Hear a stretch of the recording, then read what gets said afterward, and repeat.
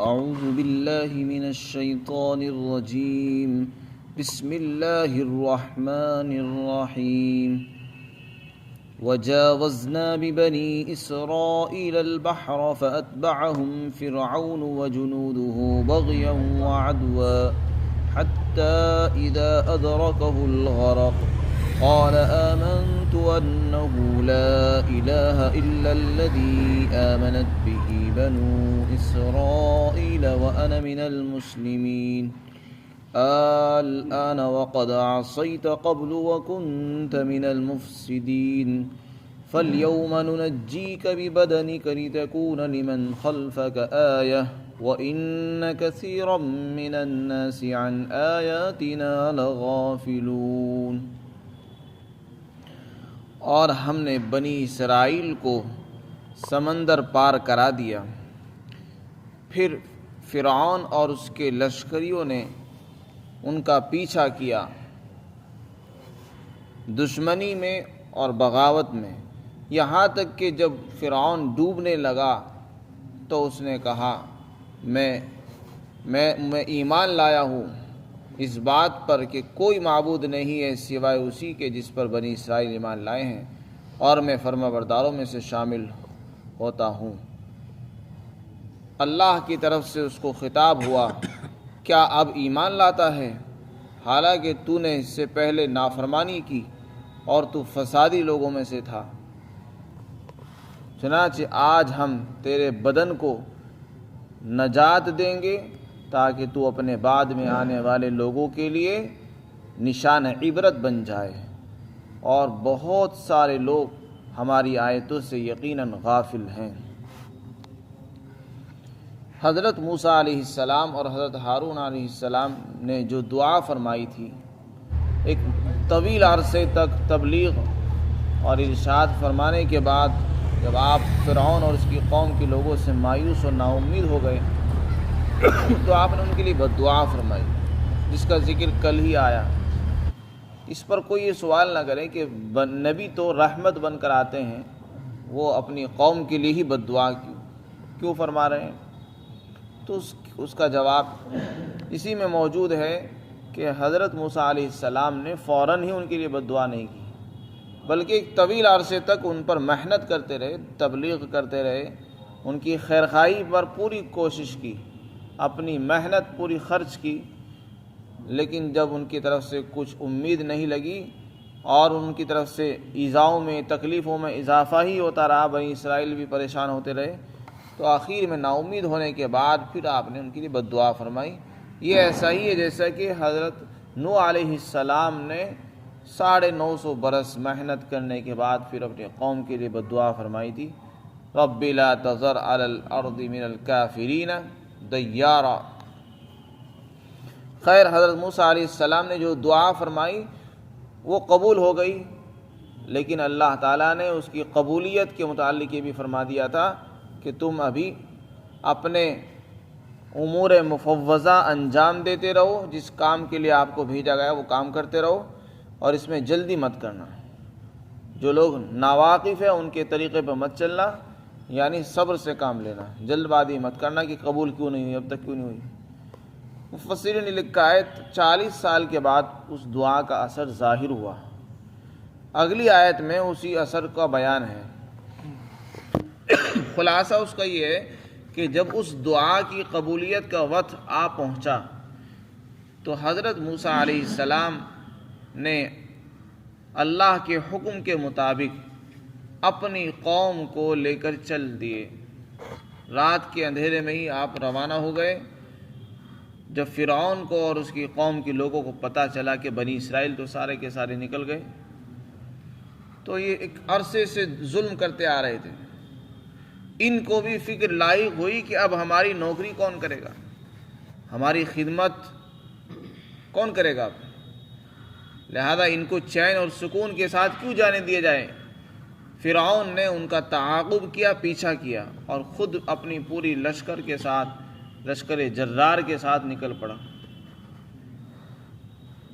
بنی اسرائیل جب بحر قلزم پر پہنچے، دریا کا نام ہے، سمندر پر پہنچے تو دیکھا سامنے سمندر ہے اور پیچھے فرعون کا لشکر لشکر جرار آ رہا ہے تو گھبرا گئے، پریشان ہو، کیا کریں؟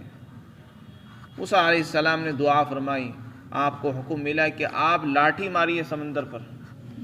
آپ نے لاٹھی ماری تو اللہ کے حکم سے وہ پانی پورا کا پورا رک گیا، سمندر بیچ میں سے پھٹا اور پانی کھڑا ہو گیا، اور 12 راستے اس میں سے اللہ نے بنا دیے۔ یہ بھی ایک معجزہ تھا جو حضرت موسیٰ علیہ السلام کے ہاتھ پر ظاہر ہوا۔ 12 راستے اس لیے بنے کیونکہ 12 قبیلے اور خاندان ان کی چلے آ رہے تھے، ہر خاندان کے لیے، ہر قبیلے کے لیے ایک راستہ اللہ نے بنایا۔ حضرت موسیٰ علیہ السلام اپنی پوری قوم کو لے کر اس میں اترے اور سمندر پار ہو گئے۔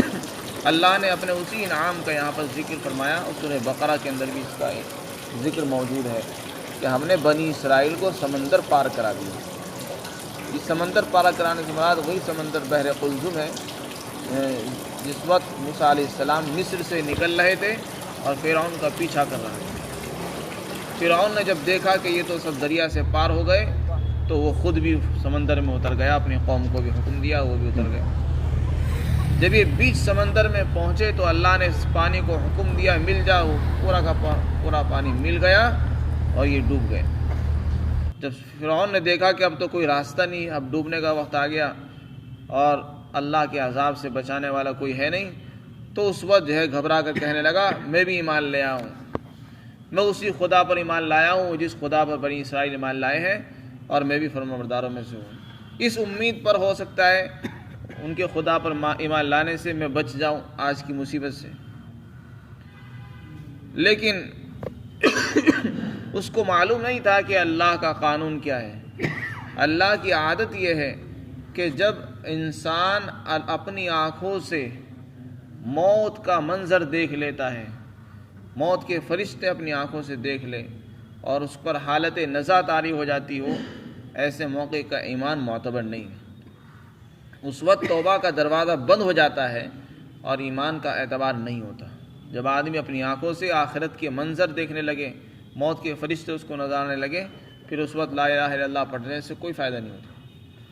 تو فرعون نے بھی اس وقت ایمان کا لفظ استعمال کیا کہ میں بھی مسلمان ہو گیا ہوں، ایمان لے آیا ہوں، لیکن اس کے ایمان کا اعتبار نہیں ہوا۔ اللہ نے خود فرما دیا کیا اب ایمان لاتا ہے جبکہ ساری زندگی تو نافرمانی کرتا رہا، فساد مچاتا رہا، لہذا تیرے ایمان کا کوئی اعتبار نہیں، منع فرما دیا گیا۔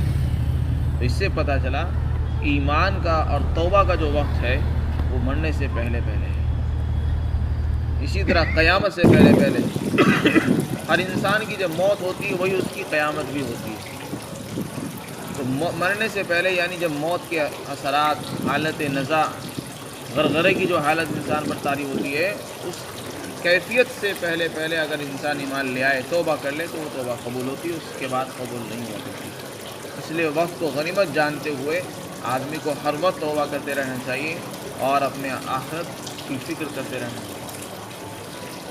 خیر فرعون اس میں غرق ہو گیا اور اس کا پورا لشکر اس میں غرق ہوا۔ یہ منظر ایک عجیب منظر تھا کہ فرعون وہ جس نے خدائی کا دعویٰ کیا، جو اپنے آپ کو بہت بڑا خدا کہا کرتا تھا، اللہ نے اس کو اتنا بے بس اور عاجز کر دیا کہ وہ خود اپنے آپ کو ہی نہیں بچا سکا، وہ پوری قوم کو کیا بچاتا۔ اس لیے اللہ تعالیٰ نے اس کو آنے والے لوگوں کے لیے عبرت بنانے کے لیے اس کے بدن کو نجات عطا فرمائی اور آنے والی قوموں کے لیے اس کو محفوظ رکھا۔ چنانچہ اللہ نے اگلی آیت میں اس کا ذکر فرمایا کیا اور اعلان کیا کہ آج ہم تیرے بدن کو نجات دیں گے، یعنی یہ نہ تو یہ ڈوبے گا، نہ سمندر کی تہہ میں بیٹھے گا، نہ سمندر کی مچھلیاں اور اس کے جانور کیڑے مکوڑے اس کو کھائیں گے، بلکہ ہم تیرے بدن کو محفوظ رکھیں گے، بچا کر رکھیں گے۔ کس لیے؟ اس لیے رکھیں گے تاکہ بعد میں آنے والے لوگ تیرے بدن کو دیکھ کر، تیرے جسم کو دیکھ کر عبرت حاصل کریں اور یہ محسوس کر لیں کہ یہ وہی شخص ہے جس نے خدائی کا دعویٰ کیا تھا، جو اپنے آپ کو سب سے بڑا خدا کہتا تھا، آج وہ کتنا بے بس اور عاجز پڑا ہوا ہے، اس کا یہ انجام ہوا ہے۔ اگر آئندہ کوئی آدمی ایسی حرکت کرنا چاہے گا تو وہ اس کا انجام دیکھ کر عبرت حاصل کرے گا اور ایسی ہمت نہیں کر سکے گا۔ تو اللہ نے اس کے بدن کو نشان عبرت بنایا آنے والے لوگوں کے لیے۔ موجودہ دور کے محققین کا کہنا یہ ہے کہ اس کی نعش آج بھی قاہرہ کے یعنی مصر کا شہر قاہرہ کے عجائب گھر کے اندر موجود ہے، اور اللہ نے اس کو نشان بنا رکھا ہے، عبرت کی چیز بنایا ہے۔ چنانچہ لوگ اس کو دیکھ رہے ہیں، عبرت حاصل کرتے ہیں کہ اتنا بڑا ظالم آدمی نہیں بچ سکا تو ہم اور آپ کون ہیں؟ اور آج جو لوگ ظالم بادشاہ ظلم کر رہے ہیں اور یہ سوچ رہے ہیں کہ ہمارے اوپر کوئی بادشاہ نہیں ہے اور ہم جس طرح چاہے کر لیں، وہ لوگ غفلت میں ہیں۔ اس لیے اللہ فرماتے ہیں اور بہت سے لوگ ایسے ہیں جو ہماری آیتوں سے غافل ہیں، ہماری نشانیوں سے غافل ہیں، ہماری قدرت کا ان کو بھی اندازہ نہیں ہے۔ ہم نے فرعون کو جو اس کے بدن کو جو نجات عطا فرمائی ہے، وہ اس لیے فرمائی ہے تاکہ آنے والے لوگ ایسی غلطی نہ کر سکیں۔ خلاصہ یہ ہے کہ اللہ تعالیٰ نے فرعون کے بدن کو نجات عطا فرمائی اور اس کی پوری قوم ہلاک ہو گئی۔ اس کے بعد اللہ تعالیٰ نے پھر فرعون بنی اسرائیل کو حکم دیا اور وہ اپنے وطن کی طرف روانہ ہو گئے، فلسطین کی طرف۔ لیکن وہاں بھی چونکہ انہوں نے خلاف ورزیاں کی، نافرمانیاں کی، اس کی سزا انہوں نے یہ بھگتی کہ 40 سال تک ایک میدان کے اندر ہی چکر لگاتے رہے، گھومتے رہے، اور ان کو نہ تو مصر لوٹنا نصیب ہوا نہ ہی فلسطین جانا نصیب ہوا۔ اس کے بعد پھر آخر میں وہ اپنے وطن پہنچے۔ اللہ تعالی ہم سب کو عمل کی توفیق نصیب فرمائے۔